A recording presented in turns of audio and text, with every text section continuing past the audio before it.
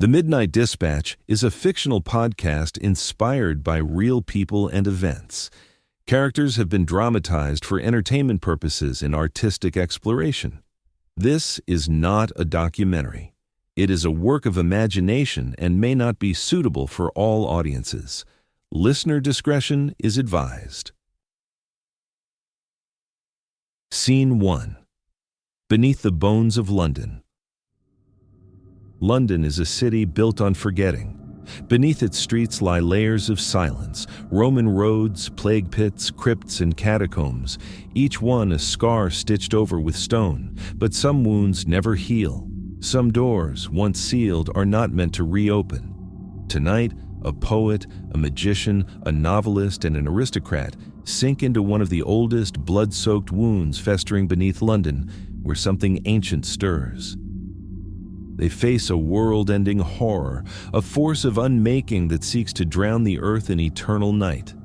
W.B. Yeats, Harry Houdini, Bram Stoker, and their reluctant leader, Oscar Wilde, descend in silence through the lantern-lit tunnels. Brick gives way to ancient stone, remnants of London's forgotten past. With each step, the air grows colder, the stone beneath their boots slick with condensation. They are not just chasing a friend, they are hunting a nightmare. Arthur Conan Doyle, once a man of reason, has unwillingly become twisted by an ancient evil. The papers have named him Jack, but in truth, he is controlled by a dark spirit born of the low void, known as the Harbinger. Wilde clutches the emerald that once gleamed with power, but now pulses with corruption. The emerald that enchanted Doyle for years and opened him to possession. They face sinister cults, corrupted relics in a force older than legend, something trying to claw its way into the world through a gate buried beneath the bones of London.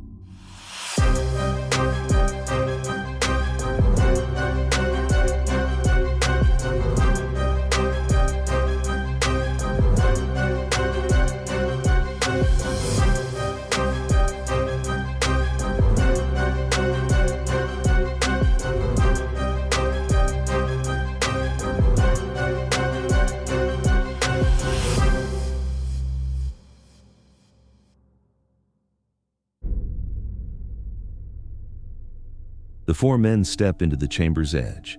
It is vast and circular.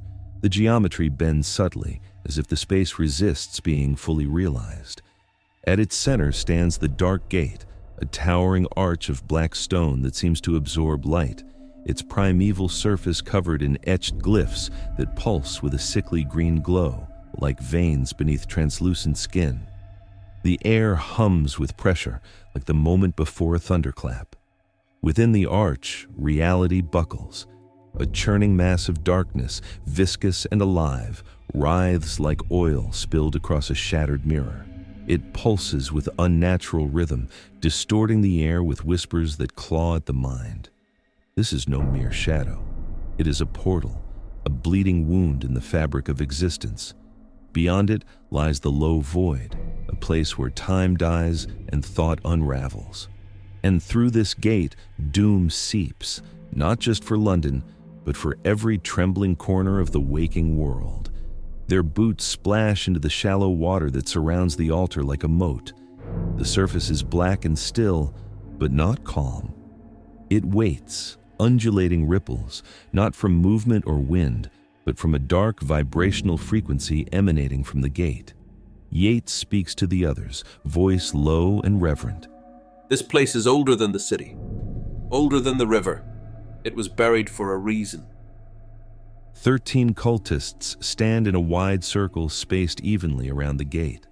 They remain motionless, their robes soaked heavy at the hem, their faces hidden behind masks carved from bone and polished brass. The figures chant in unison, whispers with the background hiss of evil coming from the gate. They are not men anymore, not entirely. They are vessels, empty, waiting to be filled. Upon the altar before the gate lies a golden amulet, a ring of forgotten symbols and forbidden knowledge. It is an artifact stolen by the cult and retrieved through spilt blood. It glows faintly in the surrounding darkness. Bram speaks quietly to Harry, pointing towards the altar. These fools are opening damnation and calling it a doorway. That amulet on the altar, it's the keystone. If we can take it, we can shatter the circle.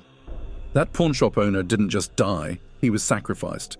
His blood fueled the artifact's power. You weren't chasing a murderer, you were on the trail of another ritual. Houdini nods once. His eyes begin scanning the cultists, already plotting his path. We're going to need a distraction. The chanting stops. MacGregor Mathers, the man who began the Hermetic Order of the Golden Dawn, but later split from it to form a darker, more sinister cult called the Alpha et Omega, stands at the altar, arms raised triumphant. You may have caged Crowley, but you're too late to stop what's coming. The blood has been spilled. The gate opens, and the first Magus returns. You've come to witness the rebirth of the world. How fitting that you should die in its first breath. Yeats steps forward, eyes locked on Mathers. You've named it wrong, MacGregor. That thing is no magus. It is neither man nor teacher. It is a wound, a parasite, a god of grief that feeds only on pain. Oscar Wilde smirks, but his voice trembles slightly as he takes the surroundings in. And here I thought I was the dramatic one. You fear what you cannot name, poet. But I have named it the first Magus, the architect, the first to speak the language of power. He will teach us. You've named a storm and called it teacher. I've seen its shape in my dreams, felt its hunger in the ley lines. This is not a man. It never was. You are not summoning wisdom. You are unleashing oblivion. A low growl echoes from the archway as the air thickens. The emerald in Wilde's coat pocket pulses once, faintly, as if in response. He flinches. You feel it, don't you? The pressure in your skulls, the weight behind your eyes. He lets out a long, guttural laugh that echoes unnaturally throughout the chamber. You speak of fear, as if it were truth. But fear is merely the final curtain before revelation, and I have torn it away. The cultists begin to chant again, low, guttural syllables of an unknown language. The water ripples outward from the altar, and the runes on the gate flare brighter. And then, a sound. Not a footstep or voice, a scrape, metal on stone. From the shadows behind MacGregor, a figure emerges. Tall, coated in black, a top hat perched atop a pale, bloodless face. His eyes glow faintly green. In one hand, he holds a long, curved blade that glints ominously in the dim light, its edge slick with something that steams in the cold air. He drags it over the stones as he steps down from the altar. Oscar had held firm until now. But as he stares into the twisted remnants of what was once his friend, something inside him buckles.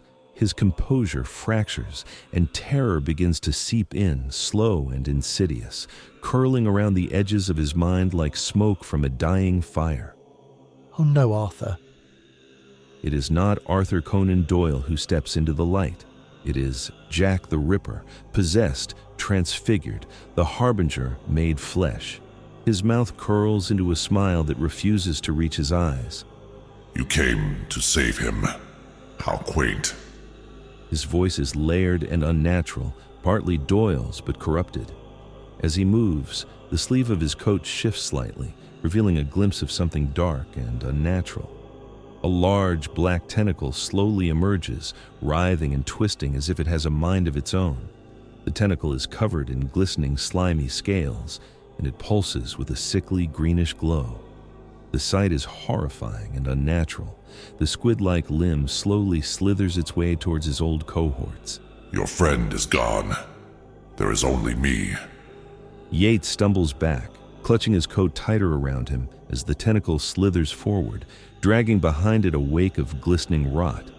Each movement bleeds contradiction, fluid yet mechanical, like something that forgot how to mimic life. The glyphs on the dark gate shimmer violently in response, their glow strobing faster, syncing with the creature's breath. We'll get him out of you. Even gods can be bound, and you're no god. You're a parasite. The harbinger grins wide and exposes his teeth as the horrid tentacle writhes slowly in the space in front of him. A parasite? No. I am the echo of what your species forgot. Doyle invited me with his longing for truth. You, magicians and poets, you chase illusions and pretty words. Doyle sought revelation. The tentacle lashes outward, lightning quick. Houdini barely dodges as it crashes into the cavern wall, dislodging pieces of ancient stone that fall into the black water. The ripples move outward in geometric patterns as the surface of reality begins to bend. Bram Stoker runs to Oscar's side. We're losing the chamber. The geometry here is bending. Indeed, the room warps as if caught between dimensions. Angles defy understanding, pillars stretching infinitely upward in one breath, collapsing to the ground in the next. McGregor speaks again, but his voice is hollow now, consumed by a chorus of whispers rising from the gate. Yeats, you clutch at sparks, yet you are mere kindling. Our magic is carved in bone, bound in blood, and we have the harbinger at the helm. Yeats begins speaking a counterspell. Let no door open that cannot close. Let no wound fester without name. By blood, by dust, by syllable.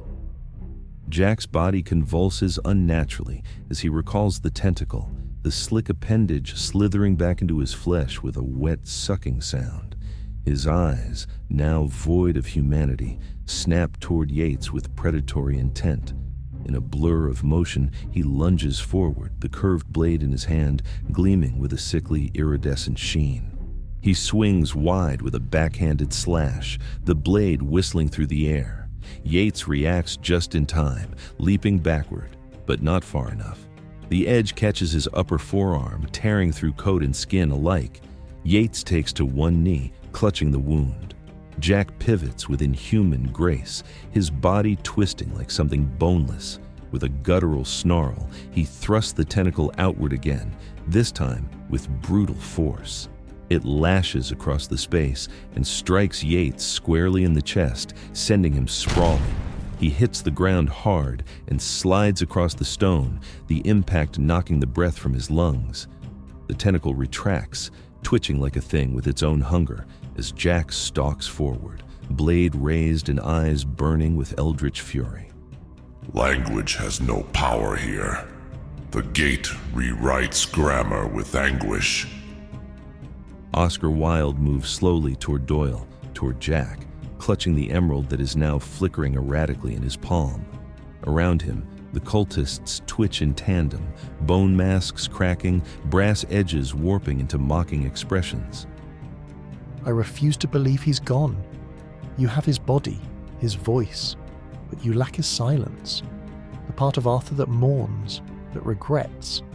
The best part of Arthur Doyle is the part that resists. Jack pauses. The tentacle halts mid-air. For an instant, Wilde thinks he sees Doyle's eyes, their softness, the sorrow, but it's gone just as quickly. He kneels to me in dreams. He offers names he never dared speak aloud. He bleeds stories, and I am carved from his forgotten endings. Wilde closes the distance. The emerald glows brighter as if reacting to the power around them, its fractured core seething with latent memory. Then you've mistaken him entirely. Doyle bleeds, yes, but he never stops stitching his wounds. He heals through confession, not conquest. The tentacle retracts slightly, shuddering. A pulse from the gate ripples again, slower this time, as if uncertain. The amulet at the altar emits a single sharp ring, piercing enough to draw blood from Wilde's ear. The water around the gate begins to boil. Steam rises, carrying whispers, words in old languages. Wilde kneels, ignoring the burning water, reaching for the emerald. He speaks softly to the man that was Doyle, his voice unwavering and gentle. Come back to the pain, Arthur. It's yours, not his. Jack convulses. The tentacle coils violently around his torso, constricting like a serpent unwilling to yield its prey. His mouth opens, and Doyle's voice breaks through for a fleeting moment. Oscar? Then, silence. Arthur, come back to us. The emerald pulses once, violently. The gate flashes, and for the first time, something from inside begins to lurch forward. Oscar is hit with a force in his chest so hard it knocks him onto his back, bouncing the back of his head off the stone floor. His vision flashes white, then fades into a blur from the impact. Scene 2. The Threshold Unravels. From the gate, silence expands. Not the absence of sound, but the presence of depth and darkness. It expands outward in a ring of collapsing reality, as though the world itself has forgotten the basic shapes and sounds of its own existence. Jack, inside the body that once held Doyle, lurches forward. His face contorts beneath the top hat's shadow, torn between two consciousnesses. One cries for anchor, the other sings for annihilation. He slowly rises into the air before his chest splits, not with blood, but with light, cold, green, and bright. From the fracture, a shape leaks forth. It is not a creature, it is concept given form. A pulsing lattice of memories forgotten by time, stitched with whispers and wrapped in shadow. The harbinger has begun to manifest, first within Doyle's body, now in the space around him. The flash of green light that was once Doyle floats above the circle of cultists, burning green to white-hot lightning as eldritch energy crackles from its form. His physical form is a black silhouette surrounded by blinding white and green light, bursting like a star preparing to collapse. This is no possession, it's transfiguration. Call him back, Oscar. Call him by the names no one else remembers. Wilde steadies himself and rises to one knee, blood appearing just under his nose. He raises his arm, shielding his eyes from the light. The emerald in his hand glows as bright as the unnatural sunburst hovering in the chamber, which is now fully illuminated by an explosion that appears frozen in time. Arthur Ignatius Conan Doyle, lover of ghost stories, defender of the unjustly accused, writer of impossible tales and architect of heroes, believer and skeptic, father and son. The green light flares violently. For a heartbeat, time fractures. The edges of the light stretch out like tiny tendrils curling back and forth in unison. What started as a miniature sun is now intensifying, shattering atoms and restructuring them into a kaleidoscope of fractured glass. The sight is impossible, as it is maddening. Oscar lowers the emerald to the cold stones at his feet, his hand trembling with the weight of what must be done. He straightens, retrieves his cane, and with a cry that is part fury and part farewell, brings the solid bronze head crashing down onto the green stone. It does not break. He strikes again. The emerald remains unscratched. He throws the cane aside and picks up a nearby chunk of ancient stone. With all his remaining might, he swings the rock down onto the emerald. The stone shatters with a sound like breaking bone. The sickly glow dies instantly and is swallowed by the dark. And then, in the silence that follows, Oscar speaks the last forgotten name. Softly, reverently. The one name that means more to Oscar than any spell or secret.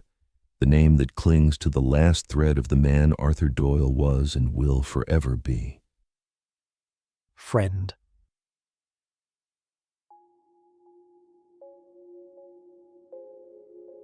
With the shattering of the emerald, the light surrounding Arthur's silhouette explodes and blinks out as if it was never there.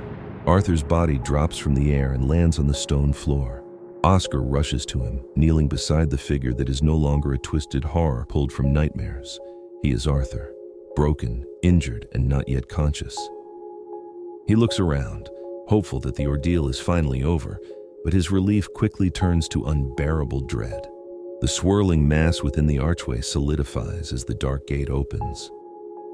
His heart breaks one last time as the world begins to end.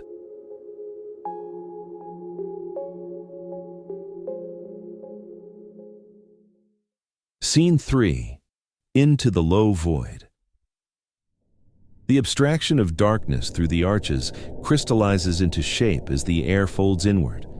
The vision deepens as the veil between worlds thins. Wilde peers through the arch, glimpses of London rewritten into terrifying visions, streets lined with skulls, houses crumbling. The Thames runs black, thick as oil. Another world awaits, and Oscar realizes with dawning horror that it is no vision, it is real. The horrific spectacle yawns wide before him, vast and hungry. A monstrous silhouette looms in the distance, impossibly large and grotesque. It moves like a thought, not a creature, its form shifting with every blink. Tentacles stretch across the skyline, dragging across shattered rooftops, each one inscribed with symbols that burn into the mind. Its body is a cathedral of flesh and madness, eyes blooming and vanishing across its surface like cancerous stars. It's coming. Not walking, it is arriving. Reality bends around it, warping and screaming. The cultists chant louder, blood pouring from their eyes, mouths, and ears. The gate pulses, and the air turns to glass. Wilde stumbles back, clutching his head as whispers claw at his thoughts. Madness tainted with promises of power and ruin. The cultists twitch. Some step forward without stepping, half submerged in broken light, faces distorted by the gate's hum. Stoker whispers something to Harry as he makes a move to clear a way through the cultists towards the altar. He intercepts the first one, barreling into the robed figure with a shoulder check that sends both sprawling across hard floor. The cultist doesn't scream. It just vanishes, leaving nothing but a mask and an empty robe. I've got one down. They're hollow. Empty suits. Will, get McGregor. Before him, the gate continues its nightmarish display. A colossal tentacle slithers across London's skyline, dragging behind it a trail of broken time. The ground inside the gate fractures, revealing a chasm filled with writhing limbs and whispering mouths. A cathedral made of flesh pulses in the distance, its bells tolling in reverse. Each note is a psychic wound. W.B. Yeats scrawls a warding circle around himself in chalk and locks eyes with McGregor Mathers, who lifts his arms to call forth a spiral of sigils in crimson light. Shadows converge, dragging meaning into the air like smoke. Let no wound name its hunger. By verse unspoken I bind thy tongue. The counterspell, a sonnet encoded in warding verse, bursts outward in gold fractals. McGregor falters, growling in Latin as his own symbols erode mid-cast. He lashes out with a spell, a violent push of force, but Yeats returns fire, line for line, rhyme for rhythm. They duel like monks of opposing gospels, rewriting the air with faith and fury. Yeats stands calm, chalk-dusted fingers weaving incantations like a master sorcerer. McGregor towers before him, his robe soaked in channeled energies, eyes wide with the madness of entitlement. He begins the Rite of Dominion, a spell lost to official records, one he learned in the unlisted hours between the Golden Dawn and the Alpha et Omega. With each uttered phrase, the tunnel bends, tiles crack, pressure rises. He's invoking raw authority, attempting to overwrite Yeats with ancestral command. The strong do not ask. They command and the world obeys. Fortes non rogam. Imperant. Et mundus paret. Yeats counters, not with power, but with rejection. Rather than dual blow for blow, Yeats unbuttons his sleeve and reveals a stitched verse sewn into linen, the poem no archive dares preserve. He recites not to overpower, but to deny permission. Where names lose breath, let titles fade. Let no heir claim what none have wrought. The ritual begins to fracture, not by force, but by contradiction. Yeats speaks into McGregor's spell like a virus into language, corrupting syntax and unraveling meaning. McGregor stumbles. His body jolts like a sputtering machine. He tries to reform the spell, but Yeats has already peeled away the foundation. McGregor's lineage, his self-ascribed authority, has been rendered irrelevant. As a final stroke, Yeats invokes the forgotten verse, a tattooed line on his forearm, inked in ash from the burnt letters and correspondence between inner circle members. He speaks it aloud. We are not names. We are the refusals, the rejection of power. We are those who dance in the moonlight and celebrate the goodness of this world. We are the love, and we are the light.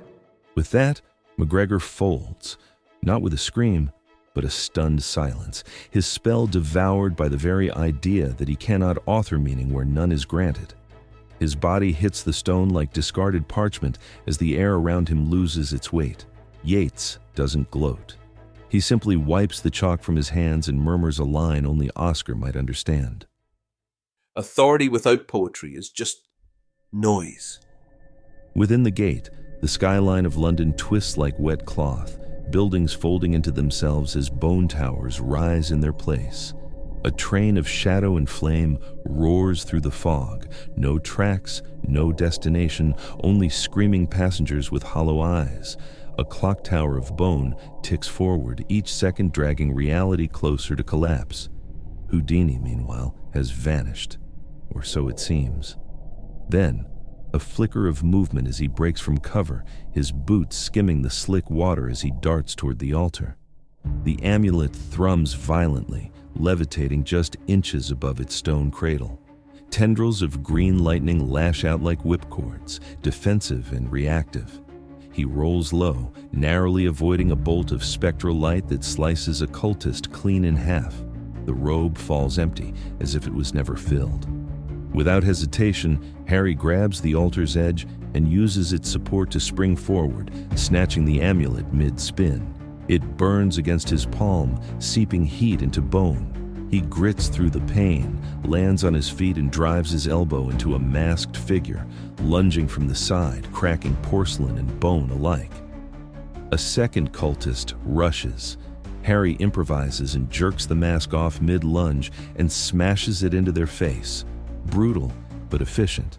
Stoker, caught between masked cultists, recognizes each face as stolen. His sister, his mentor, a lost lover. All grins that appear weaponized against him. Whether real or imagined, Bram uses the visions to become a fury of fists and vengeance. He begins moving through the dark like a veteran specter, fury wrapped in flesh. A cultist springs from behind a cracked column. Bram's revolver is already in his hand, not drawn, but ripped from the shoulder holster with surgical grace, hammer cocked. He fires once, the shot echoing like truth screamed in a cathedral. The mask explodes in ceramic shrapnel, the body crumpling to the floor. You borrow the dead, I'll pay them back. He pivots, but too slow. A second assailant charges from his blind side, catching Bram with a shoulder-hook tackle. The revolver skids across the stone, clattering somewhere near the gate's edge. No time to search. He turns, just in time to see a third attacker poised with a stiletto dagger, the point aimed straight at his neck. Figures, always with the flare. And then, a flash of silver splits the air. The cultist freezes, chokes, and collapses forward with Harry's throwing knife sunk deep in his throat. The body drops mid-step, a flash of pale blood on old stone. Then silence. Bram spins just in time to catch Harry driving a brutal throat punch into the cultist who dared to frisk him. The man crumples without a sound.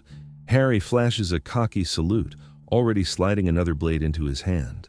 His coat flares dramatically like a magician mid-performance, the amulet glinting in his grip. Try to hang on to your gear next time, old man. He smiles back and retrieves his revolver. Harry charges forward, coat spreading behind him as he reaches Yeats, just as the poet stumbles, blood soaking through the sleeve of his coat. Harry grabs him by the collar and helps him upright. Together, they sprint down the steps, the thunder of gunfire echoing through the chamber. Stoker stands at the base of the archway, revolver roaring in his hand. Each shot is precise and brutal. Cultists drop one by one, their chance cut short by the crack of lead and fire. Smoke coils around him like a cloak, the muzzle flash lighting his face in staccato bursts of fury. The remaining zealots fall or flee into the shadows as the three converge. Harry and Yeats sliding in beside Bram as he reloads with practiced speed.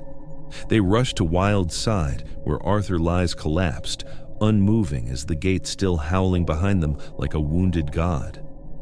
The ground trembles. The air is thick with ash and embers beginning to blow through the gate into the tunnel.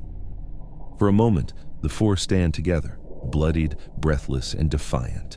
The gate's swirling core pulsing with unnatural light. The air is electric, charged with chaos and madness. Cultists lie scattered, the last of them silenced by Bram's revolver. Arthur's body is still. The ritual is broken, but the gate remains open, still hungering. Oscar shouts to the others above the roar of the gate. Why isn't this bloody thing closing? Mathers is down, the ritual's shattered, and the Harbinger's been torn from Doyle. What else do we need to do? Throw it a dinner party and pray it's in a good mood. Yeats, still clutching his bleeding arm, shouts in desperation. It's the amulet. The gate's tethered to it, anchored like a hook in flesh. Harry, throw it into the portal before it pulls the whole city through. Harry stands at the edge, the amulet burning in his hand like a live coal. Its surface pulses. Behind him, Wilde shouts. Yeats bleeds and Bram reloads. Time is collapsing. The world is mere seconds from unraveling. With a roar, Harry hurls the amulet into the heart of the gate. It strikes the swirling void, and the effect is instant. A shockwave erupts outward, hurling the four men back as the gate convulses. The arches crack, the air screams.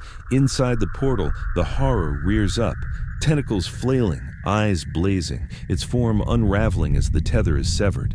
It shrieks a sound that isn't sound, a psychic detonation that rattles bones and minds. The gate implodes.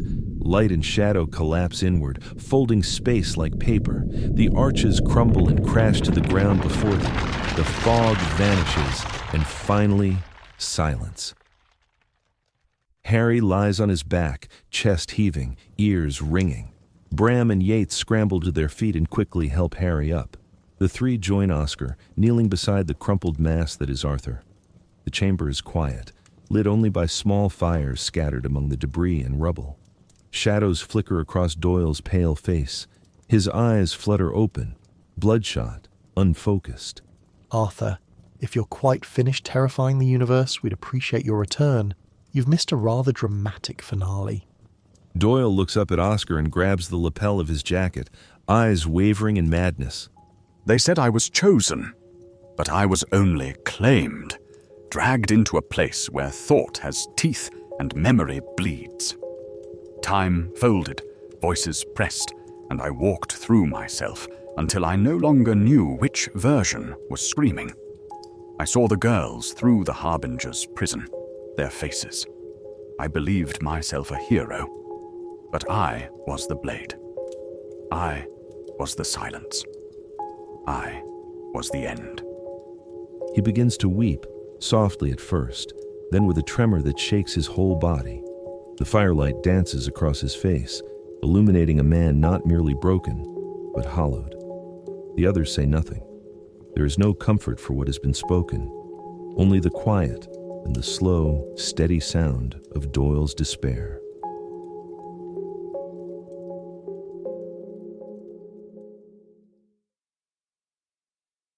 Scene 4. Epilogue.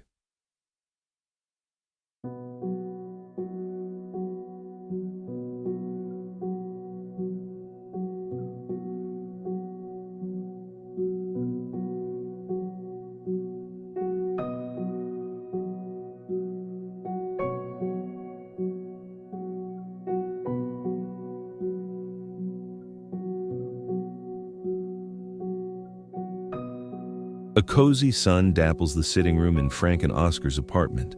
There are books stacked in precarious towers and a half-finished sketch on an easel.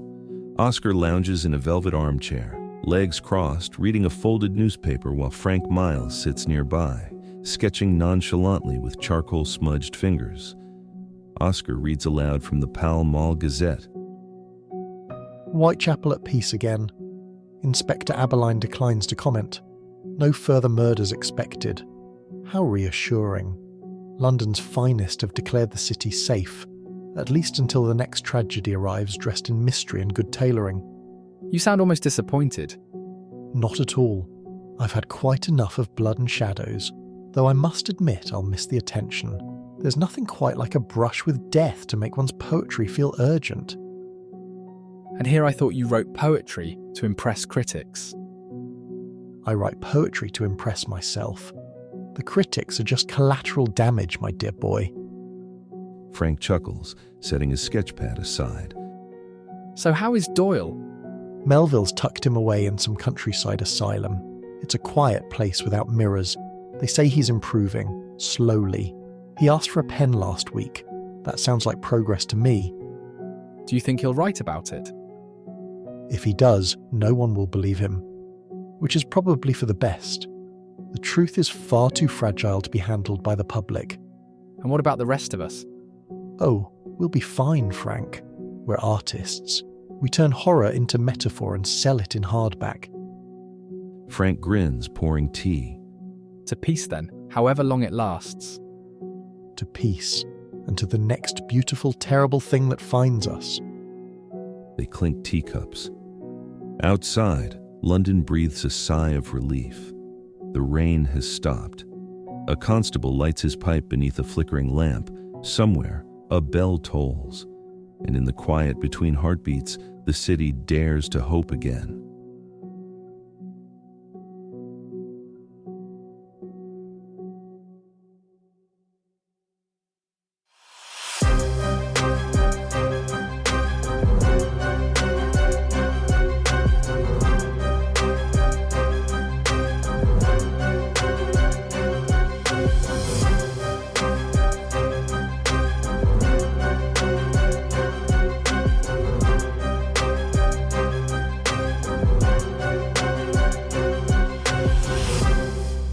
Good evening, listeners. Well, we made it. You just listened to episode 12, the season finale of The Ripper and the Rift, entitled The Dark Gate.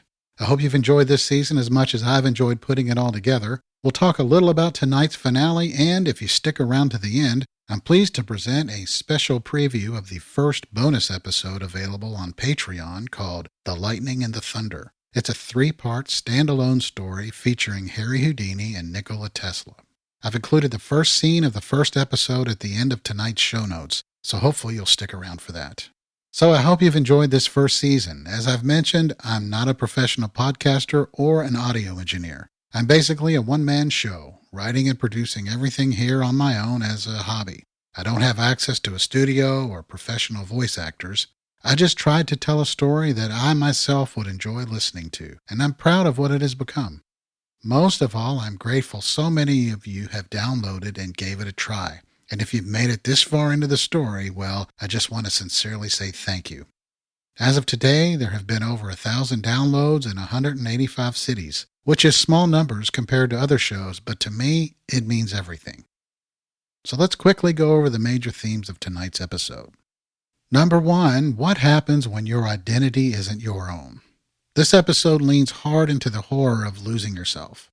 Doyle isn't just possessed, he's overwritten, and the question hanging over everything is how much of a person survives when something else starts telling their story for them. By the time we reach his confession, it's clear the real terror wasn't the monster. It was Doyle realizing he wasn't chosen. He was used. The second, the strange power of words, especially in an audio story. This one's fun because it's both a theme and a meta-commentary on the medium itself. Everyone in this episode fights with language. Yeats and MacGregor duel through competing grammars. Wilde uses Doyle's true names as a lifeline. Even the Harbinger twists syntax like a weapon.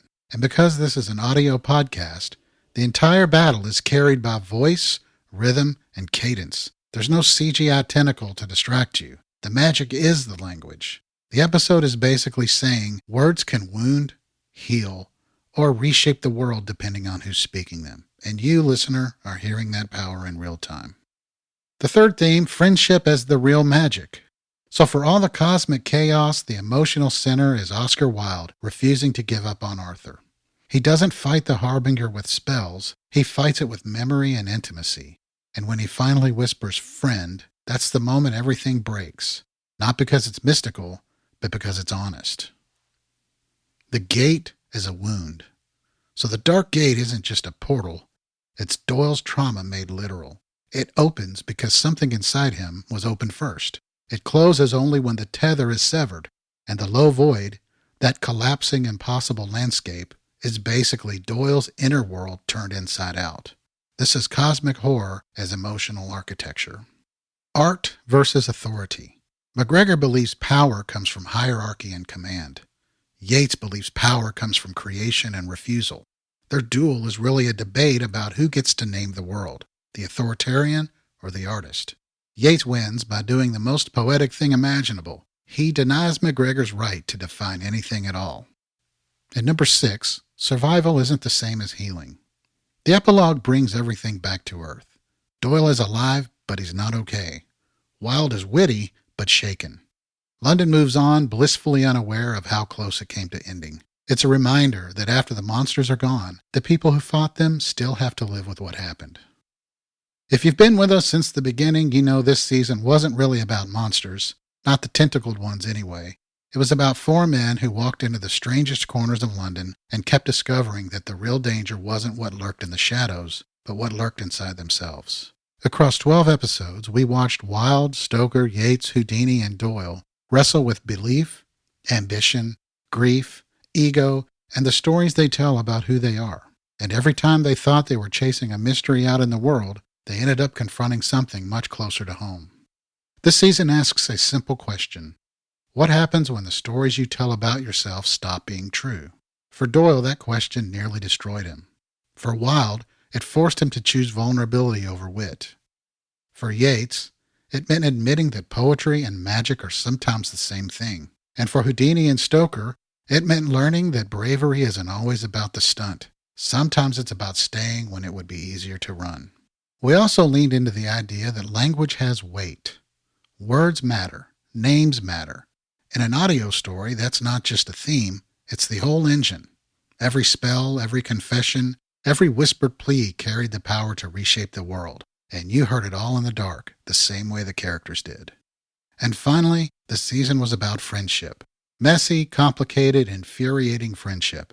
The kind that survives secrets, betrayals, cosmic horror, and the occasional collapsing dimension. The kind that pulls someone back from the edge when they can't find their way home. So as we close the book on Season 1, here's what we're left with. A group of flawed, brilliant men who saved the world not because they were chosen, but because they chose each other. A London that will never know how close it came to ending, and a reminder that sometimes the scariest thing isn't the monster, it's admitting you need help. Thank you for walking through the dark with me, listeners. We'll see you on the other side of the next door that probably shouldn't be opened. So what's next for the Midnight Dispatch? Well, I'm kicking around some ideas for Season 2, and I expect to start drafting those scripts just as soon as production is finished on The Lightning and the Thunder. You can keep an eye on news and announcements at patreon.com/themidnightdispatch. If you join at the free level, you can still follow important news and announcements, or for just $5, you can subscribe to listen to all the episodes ad-free, gain access to bonus essays, and learn more of the actual history behind these stories, and of course, access to the bonus episodes featuring Harry Houdini and Tesla. So without further ado, I'd like to play for you the first scene of the first bonus episode of The Lightning and the Thunder, which will be up on Patreon in less than 1 week from today. I hope you've all had fun, and until next time, good night, everyone. Scene 1. Piercing the Veil.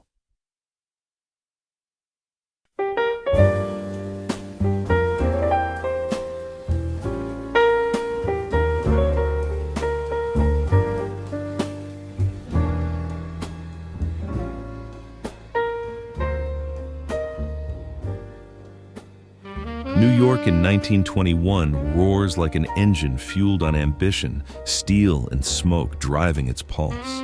The streets are alive with motor cars and stubborn horse-drawn carriages, their wheels hissing through rain-slicked gutters. Neon signs sputter against a curtain of fog, bleeding color into the night, while the clang of elevated trains rips through the dark like iron teeth. From the cracked window of his dressing room at the Union Square Theater, Harry Houdini watches lamps smear into halos, the city dissolving into smoke and shadow. Behind him, the mirror throws back a dozen fractured faces, his own, splintered by the frame of a dozen smaller bulbs glaring bright and hot. The air smells musty with hints of grease paint and dusty costumes, and beyond the glass, Manhattan hums like a sleepless machine. He flexes his wrists, feeling the familiar ache of old escapes. A pair of handcuffs lies on the table, polished steel gleaming under the lights. Beside them sits a folded envelope, cream-colored and heavy stock, embossed with a name that carries the charge of lightning, Nikola Tesla. Houdini picks it up again, though he's read it a dozen times since it was delivered that afternoon. The handwriting is precise, almost architectural. Mr. Houdini, I have pierced the veil. Come see for yourself. Pierce the veil. He almost laughs. He has spent the last 2 decades dismantling frauds, exposing fake spirit mediums using hidden wires, tilting, rigged tables and voices thrown around by ventriloquists in darkened parlors. He knows every trick. He's seen them all again and again.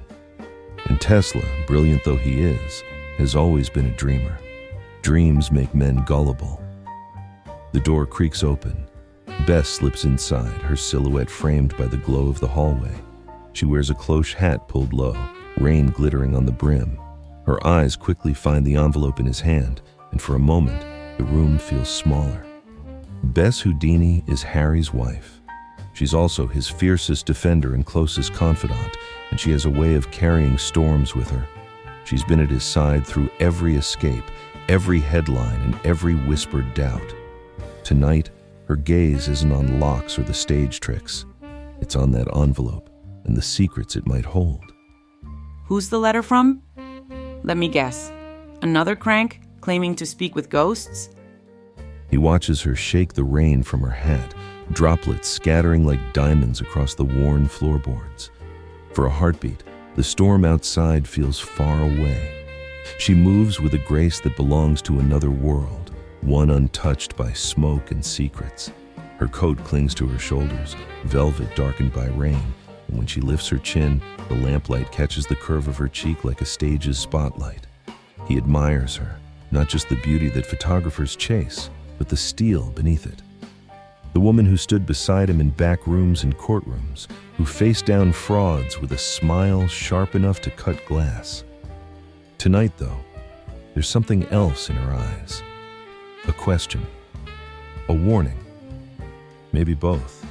The envelope in his hand feels heavier now, as if her gaze adds weight to it. Outside, thunder rolls like distant applause, but inside, the silence stretches, taut as wire. Not a crank. It's from Tesla. She freezes mid-step, eyebrows arching. The Wizard of Lightning? What does he want with you? He hands her the letter like it's a loaded gun. She reads, lips tightening. You're not going. I most certainly am. Tomorrow night, in fact. She drops the letter on the desk, hands on hips now, the way she does when she's about to win an argument. Harry, if the papers catch wind that you're chasing ghosts... I'm not chasing ghosts, Bess. I'm exposing lies. If Tesla has fallen into that pit, then I'll drag him out just like I have the rest of them. And what if he hasn't? Houdini smiles without humor, but his eyes soften when they meet hers. Then I'll bury the lie so deep it will never see the light of day. Bess steps closer, her fingers brushing his arm, cool and steady. Just promise me you won't let this consume you. They're saying Nikolai has gone mad, talking to pigeons and building machines to summon the dead. He covers her hand with his, squeezing gently. Bess, you're the one thing that keeps the world from eating me whole. Plus, machines don't summon spirits. It's just a crystal ball for the modern age. The more things change, the more they stay the same. And the new age is just the old age under better lighting. If Tesla wants me to see it, I'll go look and expose his tricks the way I would anyone else. She laughs, a bright, sudden sound that cuts through the storm outside. Just don't make me pull you out of one of his awful lightning machines, Harry. I'm not about to put on rubber boots. He grins, the tension breaking like a lock springing open. You'd look beautiful in rubber boots. She swats his shoulder, smiling despite herself. For a moment, the world is just the two of them, rain, lamplight, and a love that's weathered every escape. Then, A stagehand knocks at the door, sharp and urgent. It's showtime. The spell between them shatters and Harry exhales, folding the envelope with deliberate care, slipping it into his coat pocket like a secret he'll deal with later. He casts one last look at Bess, her eyes still locked on him, storm-dark and unyielding, before turning toward the door. 5 minutes. Tell them to hold the house. The stagehand hesitates, then footsteps retreat down the corridor. Harry straightens his cuffs, the practiced ritual of a man who turns chaos into control. Behind him, Bess speaks again, barely above a whisper. Harry, just be careful. Chasing lightning is one thing. Getting struck by it is another. He doesn't answer. The door swings open, and after a moment or two, the roar of the crowd rushes in like a tide.